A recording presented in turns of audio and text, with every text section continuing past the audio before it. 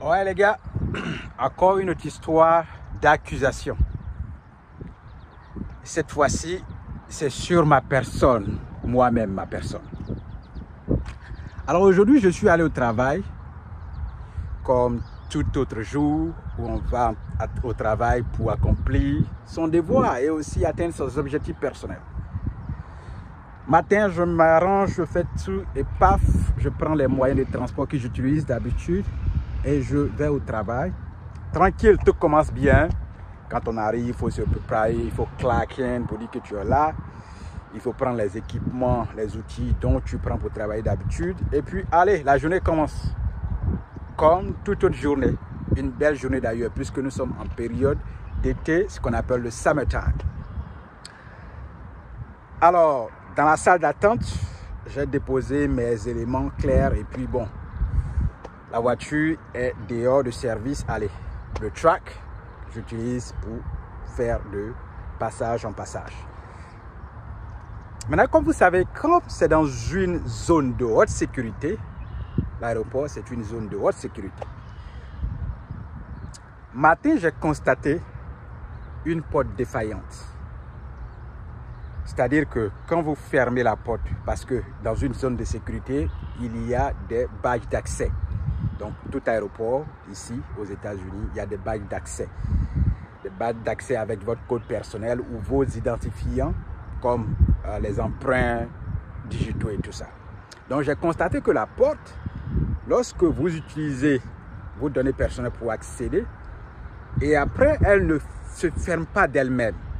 Ça, c'est ce que j'ai constaté depuis le matin. Donc, j'ai constaté ça et tu es obligé de revenir sur tes pas pour bien fermer la porte. Ça m'est arrivé 2 fois. Donc, je me retourne sur mes pas pour bien fermer. Vous savez, tout ce qu'on fait dans un aéroport, c'est visuel. Hein? Tout est caméra. Si vous ne le savez pas, partout où vous marchez dans un aéroport, nous, on vous voit. Et nous avons aussi, on vous regarde, nous avons des accès à ces caméras. Et toutes les opérations, même tous ceux qui travaillent, que ce soit des passagers et tout ça, on a vos noms. Voilà, ceux qui ont accès à ces données. Nous, moi dans mon service, j'ai accès à ces données étant chef d'équipe. Donc, on vous voit, même vos sacs, on sait à quel niveau ça est, et puis vos noms suivent vos sacs. Donc, on sait tout, beaucoup d'informations. Même les flight attendants, les hôtesses de l'air savent beaucoup sur vous lorsque vous êtes en voyage, pour voyager par avion. Donc, là, la journée continue. J'ai constaté ces 2 portes défaillantes, cette porte défaillante. Donc, reviens sur mes pas pour fermer. Et puis, à un moment donné, on tendait vers 11 h, quelque chose a dû se passer. Ce qui s'est passé, c'est que j'ai l'un de mes collègues qui n'a pas utilisé son badge d'accès, puisque quelqu'un avait utilisé, mais ce n'était pas bien fermé. La porte n'était pas bien fermée, comme je vous l'ai dit. Il faut revenir sur les pas. Donc, si vous n'avez pas constaté, vous ne pouvez pas revenir sur vos pas pour fermer. Donc, il s'est dit que quelqu'un a ouvert et est parti sans fermer cette porte-là après lui, puisque la porte ne se ferme pas d'elle-même, elle est défaillante. Donc, un collègue est venu sans utiliser son badge d'accès. Allez, lui, il est rentré et puis il est sorti de l'autre côté. Ils ont alerté la police. Ils ont envoyé sa photo, sa vidéo. Sur tous les agents de la police ont reçu ça. Donc, moi, je suis allé. J'avais un service à accomplir. Je suis allé accomplir la tâche. J'ai garé le tracteur de service là-bas. Je marchais pour venir maintenant dans la salle d'attente. Pendant ce temps, la police était à la recherche du gars. Sur tous les bâtiments, ils étaient à la recherche. Sur tous les points, ils étaient à la recherche du gars. Puisqu'ils avaient déjà ces photos, ils avaient la vidéo que j'ai vue, ils avaient seulement le dos du gars. Ils n'avaient pas le visage. Donc moi, je dépose le tracteur. Maintenant, je suis en train de marcher pour aller dans la salle d'attente où je mets mon sac de travail et tout ça. Alors le gars, il m'interpelle. D'abord, quand je partais vers le track, il y a l'une des agents stand-up, elle m'a regardé, elle m'a fixé, je l'ai aussi fixé, elle n'a rien dit et je suis parti. À mon retour maintenant, un autre agent noir m'interpelle. Il m'interpelle, je m'arrête. Il me dit, "Can I see your badge?" Est-ce que je peux voir ton badge? Alors je lui ai montré mon badge tranquillement. Suivez l'histoire. Et il me demande maintenant d'enlever mon badge. Je demande, "Why?" "Sir, I need your badge." Je dis, "Why do you want me to take off my badge and give it to you?" Il me dit non, you need to do it because I asked you. I said no, I need to know why. Je dois savoir pourquoi. Alors, ça devenait vraiment un peu chaud. Donc, j'ai enlevé mon badge et je lui ai donné. Il a appelé leur centrale. Ils ont vérifié le numéro de mon badge. Mon badge n'est pas expiré. Il n'y a aucun incident sur mon badge. Je lui ai dit, remets mon badge. Give my badge back. I need it. That's mine. Et pendant ce temps, comme je lui parlais, il a appelé le central. Il était en train de vérifier s'il y avait un problème sur mon badge. Il n'y avait aucun problème. L'autre agent venait vers lui. C'était beaucoup, hein. Un autre agent blanc s'est avancé vers lui avec maintenant la photo du gars qu'ils sont en train de chercher. Et le truc, c'est que ce jour-là, j'ai porté un t-shirt. C'est l'uniforme de travail. Et le gars aussi qui a fait ça a porté le même t-shirt. C'est l'uniforme de travail. L'uniforme de notre syndicat. Ce n'est pas l'uniforme de l'entreprise pour laquelle je travaille, mais l'uniforme de notre syndicat. Donc, le syndicat, souvent, il nous donne des gadgets. Voilà. Ça peut être des chapeaux, ça peut être des tenues, ça peut être des chaussures. On nous donne ça, mais avec le logo de notre syndicat. Le union. En anglais, c'est union. Donc, ce jour-là, on s'est habillés de la même tenue, le gars et moi. Il a porté une culotte, moi aussi, j'ai porté une culotte. La chose, c'est qu'il y a une différence dans notre culotte. Et maintenant, ils envoient la photo. Et l'autre me dit, that's you. Il me dit, ça, c'est moi. Que je vais forcer la porte sans utiliser mon badge. Est-ce que, why I'm gonna do that? Pourquoi je vais faire ça? Il dit, c'est moi. Je lui ai dit, ok. Do you think this guy is me? Tu penses que ce gars, c'est moi? Why I will not use my badge and get access to the door? Why do you think I can do that? Parce que moi, je suis surpris, ça me dépasse un peu là. Alors, j'ai pris mon badge maintenant. Give me my badge back, that's mine.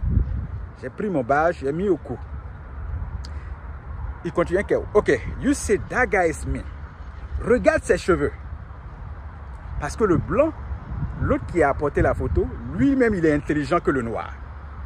Parce que quand tu vois la photo, même si on ne voit pas le visage du gars, mais on ne peut pas m'accuser comme ça, à tort. Je lui ai dit, regarde d'abord les cheveux. On commence à regarder une personne là-haut avant. Il faut tout analyser sur la personne avant d'accuser celui qui est en face de toi. Et que, look at the hair. Il m'a dit maintenant d'enlever, puisqu'il y avait le veste de sécurité, la veste de sécurité sur ma tenue, sur mon t-shirt de union du syndicat. J'ai enlevé. Il regarde à l'arrière encore. On voit que c'est le même logo, c'est le même t-shirt. That's you. Il reprend encore. Why do you think that guy is me? Look at the hair. Regarde ses cheveux. Et puis maintenant, j'ai tourné. Bon, regarde maintenant ma culotte. Look at the shirt for that guy and look at mine. How you can know that? Pourquoi tu ne peux pas savoir? Parce que j'ai haussé le ton, les gars. J'ai haussé le ton avec les deux agents. Donc, maintenant, il est en train de réfléchir, sa tête est en train de revenir. Quand je dis, look at the hair and look at the short. Regarde la culotte du gars. Sa tête a commencé à revenir à lui. Parce que ce qu'il avait pris ce matin, il ne sait pas si il s'est mis sur stupéfiant. Mais là, il commence à revenir à lui-même. Donc, allez, ils m'ont laissé. Moi, je les ai suivis parce que j'attendais maintenant des excuses. Mais comme c'est houleux actuellement, je me calme tranquillement. Je sais que je vais lui demander des excuses après. Donc, je le laisse continuer son travail. Il continue la recherche du gars. Moi, mes collègues étaient assis dans la salle d'attente parce que dans la salle d'attente, il y a une grande fenêtre et puis on me voit. Donc, mes collègues voyaient la scène. J'arrive dans la salle d'attente, ils me disent, what's the problem? Qu'est-ce qui se passe? No, that guy accused me. The police officer. Donc, ce monsieur, ces agents, cet officier de police m'accuse que je n'ai pas utilisé mon badge, que j'ai accédé à la porte de sécurité sans utiliser mon badge. Je lui ai demandé pourquoi je ferais ça. Donc, moi, je suis allé m'asseoir dans la salle d'attente. J'attendais. J'étais assis là. Je suis allé chercher de l'eau en haut. Je suis revenu encore m'asseoir. Et puis, ils ont leur supérieur, leur superviseur qui est venu maintenant dans la salle. Puisqu'il continue de chercher le gars. Il présente maintenant sa photo Do you know that guy? Moi, le gars, je le connais très bien. C'est mon collègue, en fait. Je le connais et je sais où il travaille. Je ne le réponds pas. C'est que je vais le répondre leur supérieur. Je lui ai dit, OK, sir, one of your agents accused me. L'un de tes agents m'a accusé sur cette photo-là. Avec une voix très forte dans la salle, avec beaucoup de personnes. Alors, ils n'ont pas digéré ça. Ils sont pas restés longtemps. Ils sont ressortis. Et puis, à ma grande surprise, je suis allé tourner bien, revenir après, m'asseoir encore. Environ 20 à 30 minutes après, ils sont allés trouver maintenant le gars, le vrai gars. Alors, quand son superviseur était là, il lui a demandé, your guys, one of your agents accused me and he did not apologize. Il a dit, l'un de tes agents m'a accusé et il n'a pas présenté des excuses. Maintenant, quand je suis revenu et qu'ils ont trouvé le vrai gars maintenant, c'est là, moi, je me suis levé tranquillement. Je suis allé, le même agent qui m'a accusé. Il a dit, sir, you accuse me. Tu m'as accusé d'être ce gars. And you did not apologize. Tu n'as pas présenté des excuses. Alors, il vient maintenant, il me serre, voilà. Hi sir, I'm sorry. I really apologize. Je suis désolé. Vraiment, je te présente mes excuses.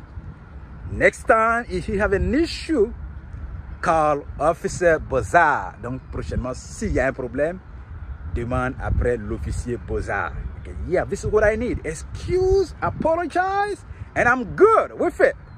Donc, maintenant, on a souri puisqu'il a pris parce que là, s'il ne présentait pas des excuses, il allait voir la prochaine étape. La prochaine étape. Parce que là, je ne voulais pas vraiment laisser ça, cette histoire. Donc, c'est comme ça l'histoire s'est passée, les gars. Il a présenté ses excuses. Alors, moi, j'étais content qu'il présente les excuses en face de ses collègues et aussi le vrai gars qu'ils ont trouvé. Donc là, je suis rentré maintenant dans la salle d'attente, tranquille. Alors, mes collègues étaient là. J'ai dit, OK, they find the guys. I asked him to apologize. Ils ont trouvé le vrai gars. Je suis allé lui demander de présenter ses excuses. Et il a fait. I'm happy now. Donc, je suis constant maintenant. Donc, les gars, voici l'histoire. Vous voyez, c'est ce qui fait qu'il y a beaucoup de gens aux États-Unis qui sont dans les prisons, qui n'ont rien fait. Ce n'est pas seulement aux États-Unis. Partout, il y a des innocents. Il y a des gens que les gens ont accusés à tort, comme ça, pour rien. Ils n'ont rien fait. Même si tu es stupéfiant en tant qu'agent de police, quand tu vois une photo, même si on ne voit pas le visage de la personne, prends le temps de tout analyser d'abord sur la personne avant d'accuser une autre personne. Parce que la photo, quand on prend de la tête aux pieds, c'est vrai, on a le même t-shirt. C'est vrai, on a porté culotte ce jour-là pour aller au travail. Mais quand tu regardes la culotte des gars et ma culotte, il y a une différence. Quand on regarde les chaussures, il y a une différence. Quand on regarde les cheveux, il y a une différence. Donc, beaucoup de gens n'ont rien fait dans cette vie où nous sommes là, qui sont dans des prisons, qui ont été accusés à tort, qui ont été condamnés. Et même avec la violence policière aux États-Unis, d'autres innocentes personnes ont été tuées comme ça. Pourtant, ce n'était pas le vrai coupable. Alors, c'est une vraie histoire que je vous raconte de mon expérience aux États-Unis. Voici un cas réel qui arrive. Mais psychologiquement, moi, rien ne me touche parce qu'avant même de quitter mon pays, j'étais préparé psychologiquement. Donc, cette histoire, ça ne m'effrayait en aucun cas. Et puis, allez, je suis sûr de moi. Dans tout ce que je dis, je ne baisse pas le ton. Pas parce que tu es un policier. Je ne baisse pas le ton. Et mes collègues, ils étaient là. Ils disent, ah, tu as eu vraiment le courage. Yeah. I don't fear anyone. Je n'ai eu peur de personne. Voilà pourquoi, dans mon lieu de service, quand il s'agit de respect, je ne joue pas avec, quel que soit mon superviseur, le manager, ou alors le top leader, le top boss de l'entreprise. Le respect, là, je ne joue pas avec mon respect. Je ne suis pas en train de vendre ça. Je ne suis pas en train de vendre ça. Et même si je vendais, tu ne peux même pas acheter. Donc là, on ne badine pas dessus quand il s'agit du respect. Donc voici encore une histoire réelle de mon expérience aux États-Unis. Je ne sais pas qu'est-ce que vous en pensez de cette histoire. Allez, j'attends vos commentaires en description. J'attends vos questions. J'attends vos avis. Et puis, si vous avez aussi vécu des histoires pareilles, allez, racontez-nous en commentaire. À la prochaine. Au revoir.